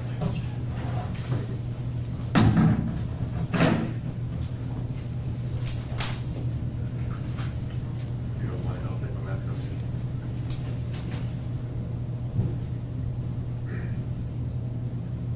You get a time check again? Yeah, you have, it's 42 minutes and 53 seconds. That's 17 minutes. Thank you, Your Honors. Plaintiff's witnesses have offered strong policy reasons for changing the law to allow felony probationers, parolees, and post-release supervisees to vote. These reasons include the argument that doing so will promote racial equity, given the fact that the population convicted of felonies is disproportionate, and therefore the population subject to disenfranchisement while on supervision is disproportionately African Americans. These reasons also include the argument that such a change in the law would help people convicted of felonies better transition to a law-abiding life. These are valid policy objectives. The State Board of Elections takes no position as to whether the law should be changed in the way the plaintiffs advocate. These are legitimate questions for lawmakers to consider. The issue before this court is not the wisdom of felony-based disenfranchisement. For that matter, the issue before the court is not even the wisdom of the rights restoration statute that is at issue, section 13-1. The issue before the court is whether the state constitution requires the law to be changed in the way advocated by the plaintiffs. On that score, plaintiffs have not made their case. Plaintiffs contend that by not restoring the right to vote once a person returns to DPS supervision after incarceration, and by not restoring the right to vote immediately upon conviction for those persons who are sentenced to felony probation, in other words, no prison time, section 13-1 violates the state constitution. Such a rewrite may be justified by public policy considerations, but the law does not require it to the courts. I want to first discuss the race-based discrimination claim. That claim requires a showing of discriminatory purpose or intent in the crafting of the rights restoration law. It's not been shown. First, to confront a few red herrings. The North Carolina Constitution, as the court knows, prevents someone convicted of a felony from voting unless that person's rights are restored by law. Plaintiffs have not challenged this constitutional provision. General Statute 163-55 reiterates this constitutional command, stating that a person guilty of a felony shall not be allowed to vote until that person's rights are restored. Plaintiffs have not challenged the statute. General Statute 163-275 makes it a crime for any person who loses the voting rights for committing a felony to vote before their rights are restored. Plaintiffs have not challenged this statute. These three legal provisions, the constitutional provision, the statute mirroring that provision in Chapter 163, and the criminal punishment provision, also still in Chapter 163, are the three enactments that occurred in the post-Reconstruction era that was infused with white supremacy. As plaintiff's expert Dr. Burton makes clear in his presentation, this is that 1875 to 1877 period of reaction to the advances of Reconstruction. But because the plaintiffs, for whatever reason, chose not to challenge these provisions, the motivations for their enactment sheds little light on the issue before the court pertaining to equal protection. The evidence on that score shows that the legal lineage of Section 13-1, the statute that has been challenged, dates back to 1840. The statute exists in Legislative Defendants Exhibit 47. That was when the legislature first enacted the generally applicable law for restoration of rights. I won't go through all the onerous provisions the court is very familiar with, but I will say that Dr. Burton confirmed on the stand that he makes no claim that the 1840 law, with all of its onerous provisions, was enacted with discriminatory intent. He also confirmed on the stand that the 1840 restoration law was not amended during that post-Reconstruction era in the 1870s that gave birth to those three provisions that I outlined that have not been challenged. He also confirmed that when the 1840 restoration law was amended in 1897, 1899, 1905, and again in 1933, each of those amendments reduced the burdens on petitioners seeking to restore their rights, albeit slightly. There's no evidence that those amendments were accompanied by any discriminatory intent. Finally, Dr. Burton confirmed that prior to the 1971 revamp of the restoration law, that law remained substantially identical to the original 1840 version with the minor revisions that were discussed. Requiring a petition, 5 live witnesses, anyone can object, the judge has full discretion. That's reconfirmed at State Defendants Exhibit 1, which is the version of Section 13-1 as it appeared in 1969, the last codification before the amendment. And to address Your Honor's question about the 1905 amendment, my understanding of that amendment is that it would apply to people who did not receive a sentence of imprisonment. So it's people who did not receive a sentence of imprisonment and were pardoned by the governor, or also received a suspended judgment. So, and that's confirmed by the language in the 1969 version of 13-1. Turning to the 1970s rewrite, the evidence shows that under the leadership of three of North Carolina's leading voices on racial equity and civil rights, the legislature scrapped the old petition process because despite there being no showing of racial animus that accompanied the petition process when it was originally enacted and subsequently amended, the petition process was working to the disadvantage of African Americans. Senator Michaud testified to this in his deposition at 20 and 34. In 1971, the process was made automatic 2 years after the full completion of the sentence. The bill's proponents would have liked to have made automatic restoration at the, quote, full completion of sentence, as the bill was originally written, not 2 years after that, as it was amended.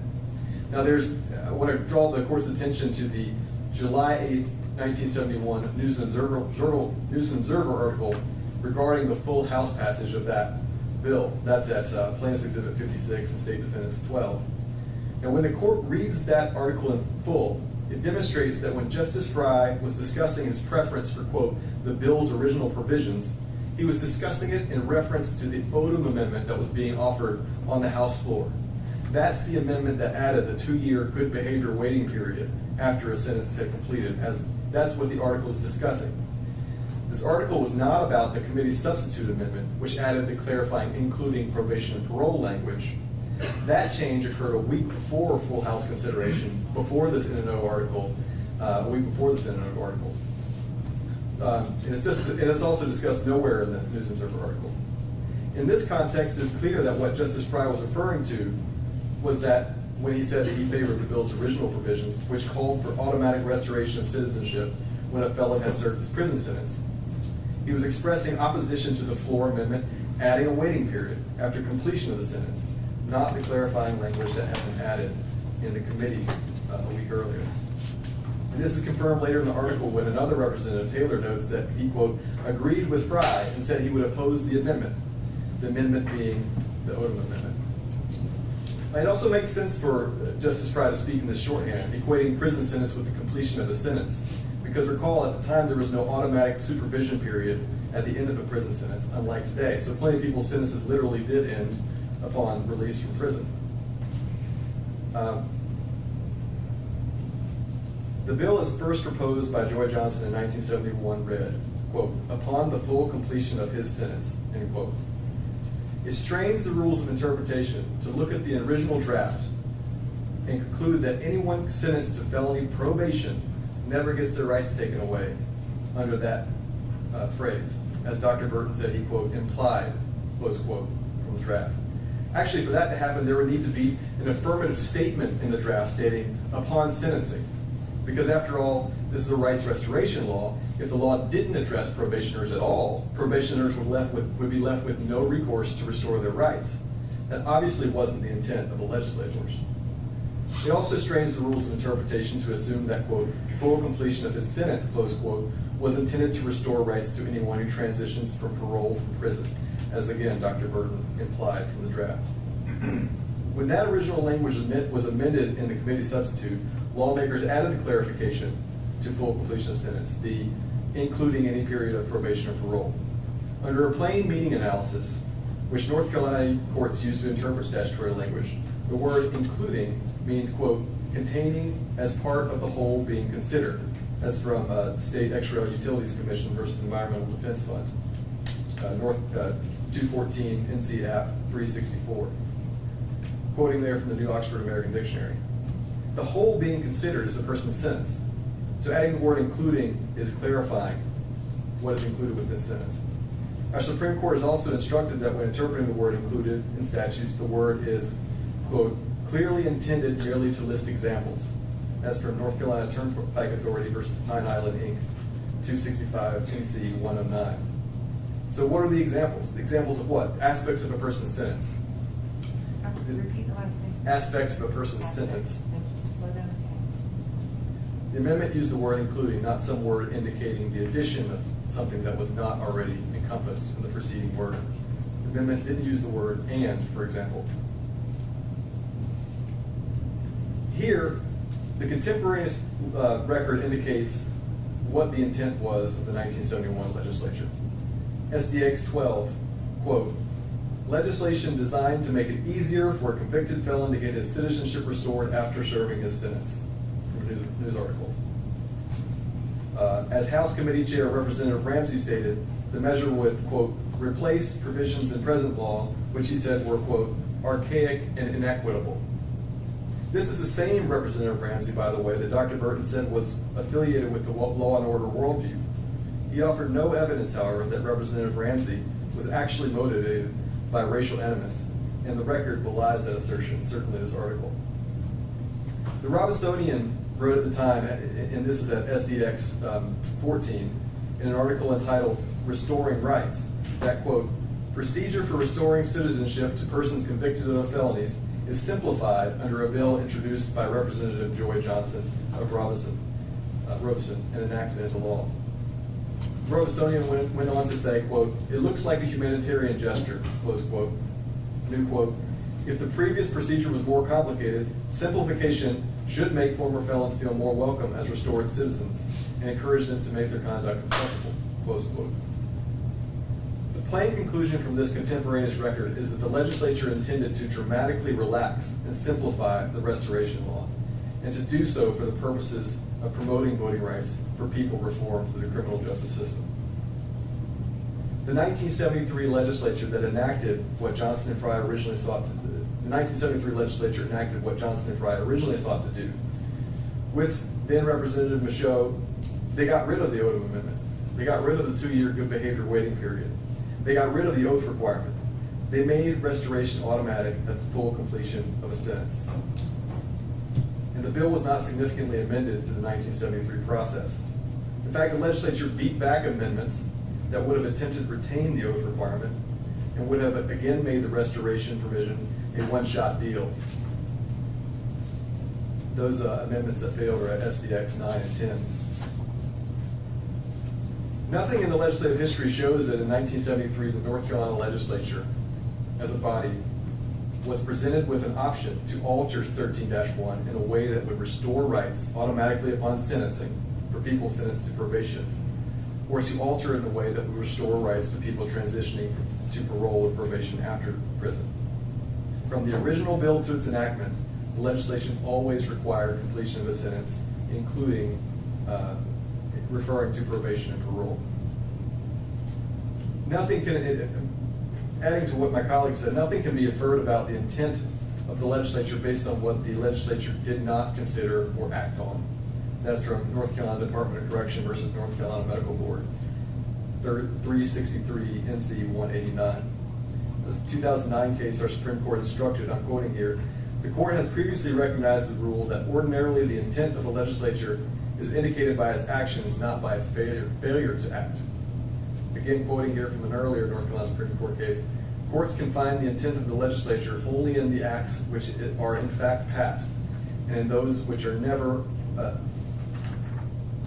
and not in those which are never voted on, but which are simply proposed in committee. A party's argument as to why a bill failed to pass can be nothing more than conjecture, and many other reasons for legislative inaction readily suggest themselves, close quote.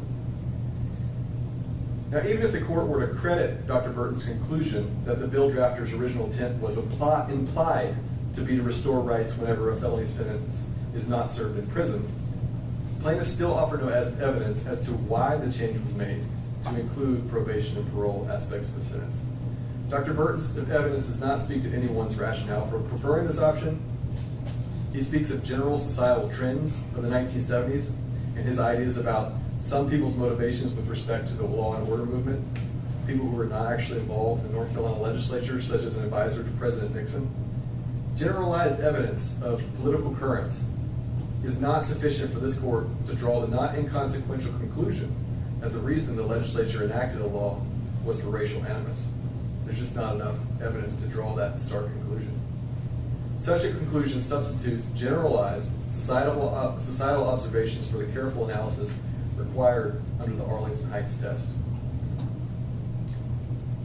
The only case to interpret the intent of the 1970s legislation was the North Carolina Supreme Court in State v. Curry in 1970. It said the intent was, quote, to substantially relax the requirements necessary for a convicted felon to have his citizenship rights restored. And the contemporaneous records demonstrate that these were the purposes. This is at SDX 15, 16, newspaper articles discussing the ameliorative reasons for enacting the law. Now, at the beginning of this trial, in reference to the discriminatory intent claim, plaintiff's counsel asked the court the rhetorical question, what exactly are defendants defending? I will answer that question directly. The state court defendants are defending the constitutionality of the rights restoration law that plaintiffs have challenged, especially as the North Carolina legislature dramatically liberalized that law in the 1970s. That is the law plaintiffs chose to challenge. nothing else. Addressing the claim about whether this is a violation of the fundamental right to vote, I'll just note that there's no law to support the legal conclusion that the fundamental right to vote cases apply here. Courts have uniformly concluded otherwise. Thank you, Your Honor. From the U.S. Supreme Court, Ninth Circuit, Second Circuit, Washington Supreme Court, on down. It's rational basis review, and under rational basis review, it's this court's job to determine whether there is any legitimate policy objective served at 13-1.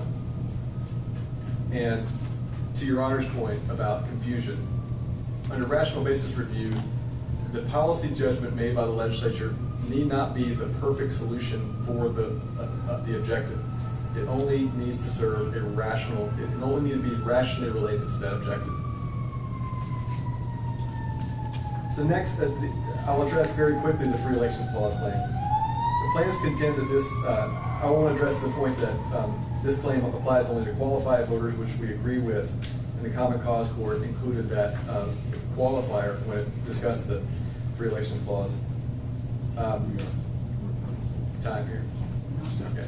Well, thank you, Your Honors. For these reasons, we do not believe the plaintiffs have made their case.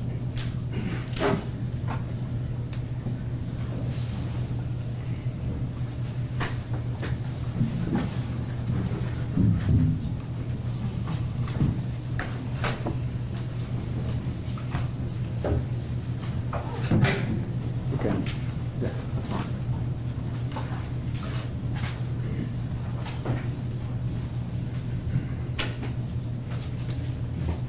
Yeah, I'm fine with that.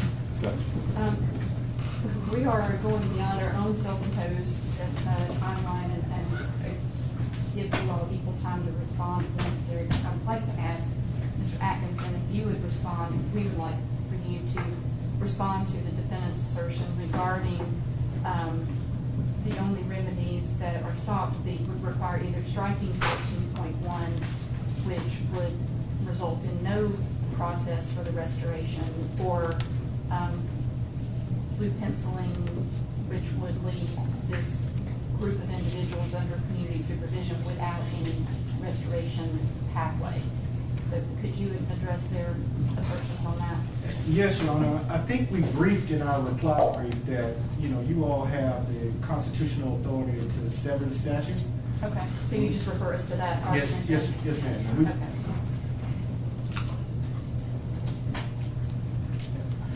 And you all have already fashioned a remedy in this case that was outside of the four corners of 13-1, so I think you already recognize your inherent judicial authority to be able to do that. You're referring to our preliminary injunction? Yes, ma'am. And the summary judgment. And summary judgment, okay. I'm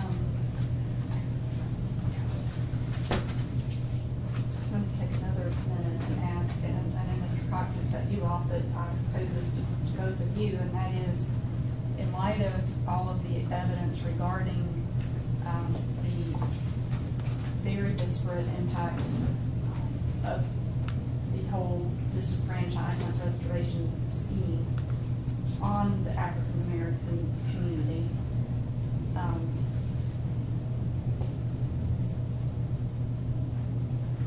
if the court can only exercise either option that you propose, which would be either striking or blue penciling, which would result, as I asked Mr. Atkinson, with no pathway to restoration, what remedy is it? Or is it both defendants' position that the current state of disparate impact and disproportionate representation of African Americans in this population should just be tolerated and continue? As a public policy matter, I would speak for the state board and say that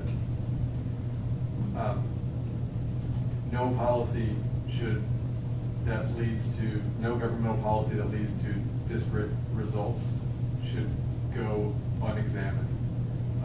And certainly that is in the realm of lawmakers and policymakers, and they should consider those. What we are here today to discuss is whether there's a constitutional violation and discriminatory impact under constitutional precedent itself. Discriminatory impact itself is not sufficient to raise a constitutional claim. This isn't, for example, a Voting Rights Act claim. This is a federal statute that goes beyond constitutional rights. It gives statutory rights.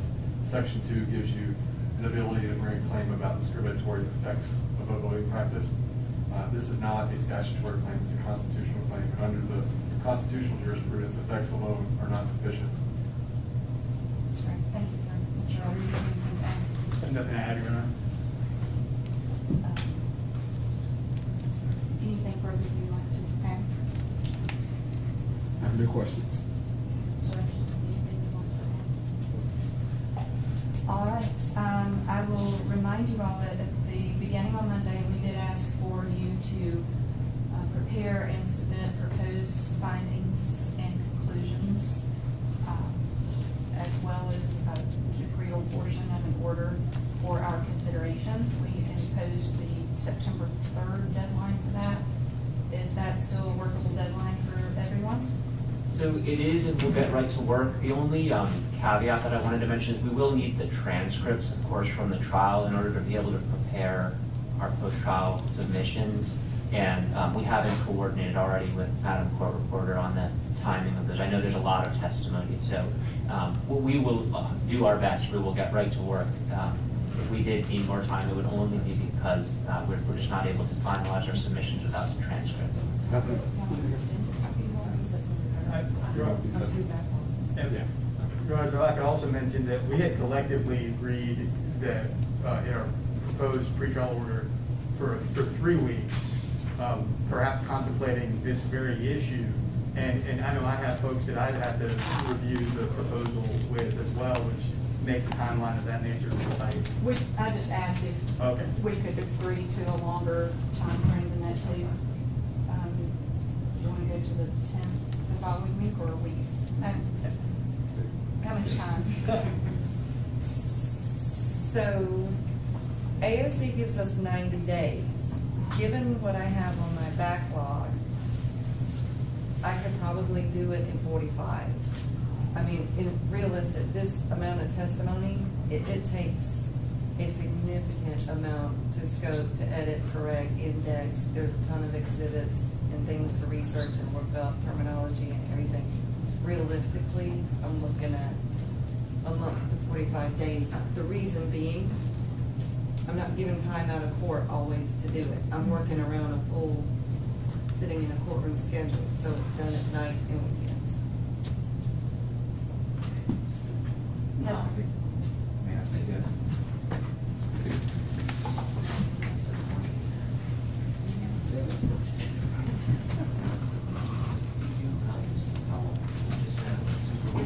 This is going to get through it to release that as it would to get the finalized. I mean, I can, but that still takes some time at this point.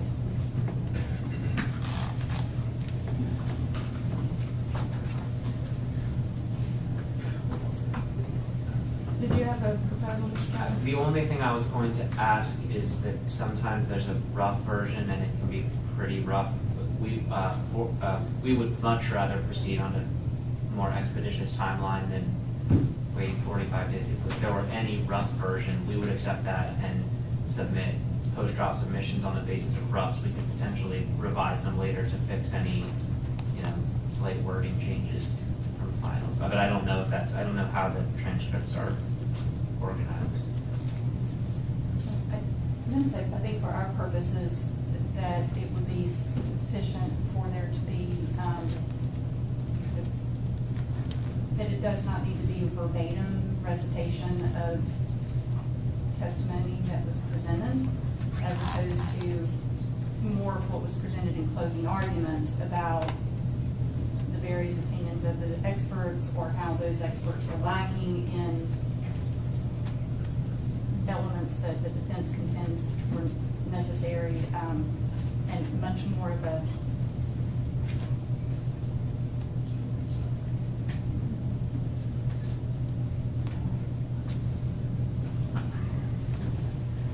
I think you've articulated, Judge Bell, that the parties were told ahead of time to fashion an order that, based on their position, what they would want the court to do. So regardless of the transcript at this time, they've known respectfully already, before they even started this hearing, what they want us to do. They just simply have to put it in an order now, based on essentially what their closing arguments, as you said, has indicated, in my humble opinion. They know what they're asking. Each side knows what they're asking us to do.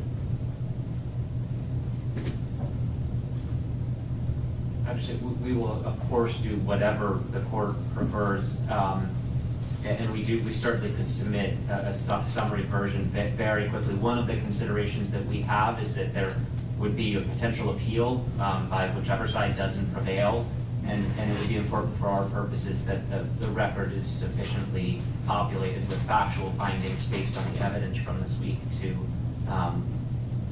make for a full record on appeal. Well, and I would say that even though we would be asking for submissions on a much faster timeline, we are not committing ourselves to making a decision based on those submissions. So it's not as though we will be receiving them on September 3rd and signing something before close of business that day. We are going to take the necessary time to review and very carefully consider everything that's been presented. And there's been a lot, as you all acknowledge, there's been a lot of evidence.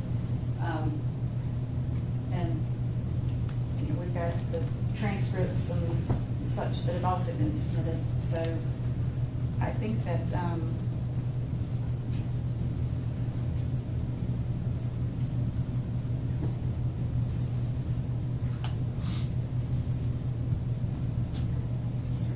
calendar here. When is your medical malpractice?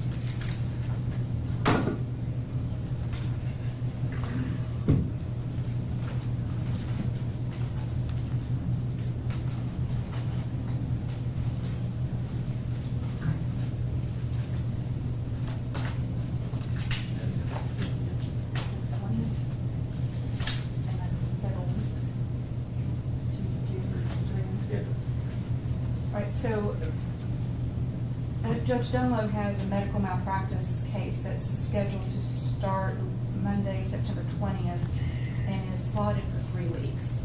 So if something cannot be submitted to us by probably the 10th of September, to give us the week of the 13th to have some meaningful discussion, then we're probably looking at past October 4th. So we would probably be able to convene the week of the 11th of October.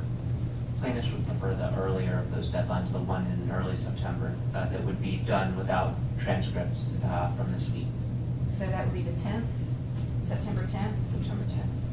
September 10th for defendants, does that work? It's fine with us, Your Honor. All right. So if you all just submit those to Ms. Myers, and then she will make sure that, I guess Ms. Posey as well, just coordinate with them and move it on to us. Word format? Yes. Word format, please. I believe we have all of the exhibits electronically, except I don't know if 175 and 176 were submitted electronically, but we each do have a paper copy of those, correct? And 177, which was admitted today. We'll make sure that Ms. Myers has all of them. Yep, yes, Your Honor, 44, 47, I will email those to Ms. Myers and Ms. Posey. Judge House, Yes, sir. if you want to give them time on September 10th, since it's a Friday, when it should be the deadline, just ask them. 5 o'clock. 5 o'clock, September 10th, please. Anything further then? Anything further? Anything further from any of you all? No, you- All right. Well, I want to say thank you very much for the presentation, thoroughness, your civility for the most part, your adherence to our rules and our timelines. It has certainly been an interesting and challenging few days, and we appreciate all of the work that you've put into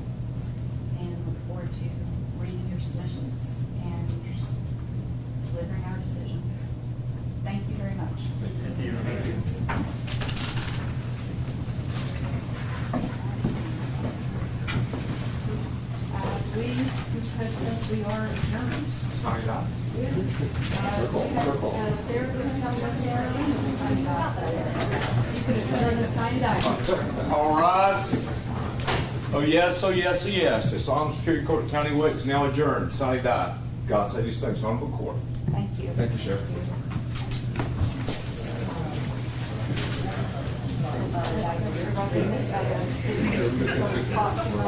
Oh, no, you're absolutely right.